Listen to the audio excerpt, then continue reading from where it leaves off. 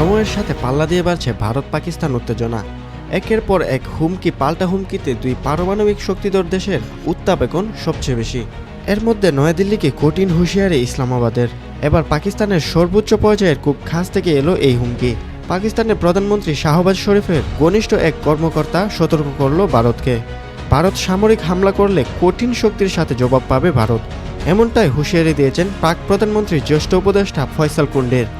পাকিস্তানের অস্ত্র জাদুঘরে রাখার জন্য নয়, বরং দেশের প্রতিরক্ষার জন্য যে কোনো প্রয়োজনে সার্বভৌমত্ব রক্ষার্থে তা ব্যবহার করা হবে।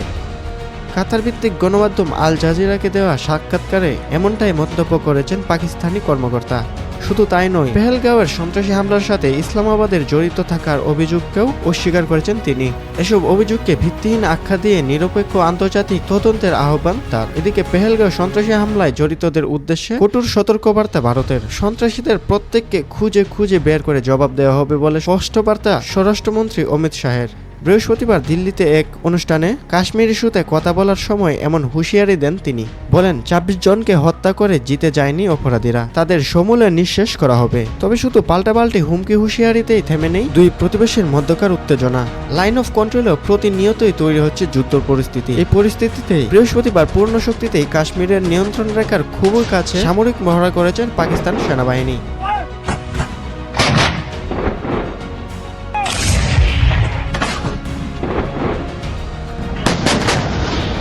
এতে আধুনিক অস্ত্র চালনার পাশাপাশি সামরিক বাহিনীর বিভিন্ন কর্মকর্তা ও সেনারা উচ্চ স্তরের অভিযানের দক্ষতা প্রদর্শন করেন। এখানেই শেষ নয়, এর আগে ভারত সেনাদের গুলির জবাবে এলওসিতে একটি জাতীয় চেকপোস্টে ধ্বংসের দাবি করে পাকিস্তান সেনারা। একই সাথে প্রতিপক্ষের 4টি রাফাল যুদ্ধবিমানকে ধাওয়া করে পাকিস্তানের বিমান বাহিনী। অন্যদিকে আরব সাগর সহ রাজস্থানের মরুভূমিতে লাগাতার মহড়া চালাচ্ছেন ভারতীয় সেনাবাহিনী। নেওয়া হচ্ছে সর্বাত্মক যুদ্ধের প্রস্তুতি।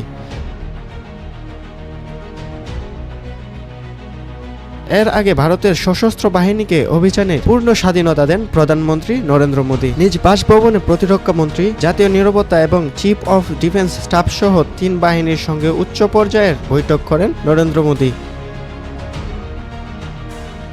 যখন খুশি যেখানে খুশি হামলার মধ্য দিয়ে পেহেলগাঁও হত্যাকাণ্ডের বদলা নিতে পারেন জাতীয় বাহিনী। সেক্ষেত্রে কিভাবে হামলার পরিকল্পনা করা হবে সেই সিদ্ধান্ত স্বাধীনভাবে নিতে পারবে এই বাহিনী। এর আগে পারমাণবিক শক্তিসম্পন্ন দুই প্রতিবেশীর মধ্যে সবচেয়ে বড় উত্তেজনা দেখা দেয় 2019 সালে।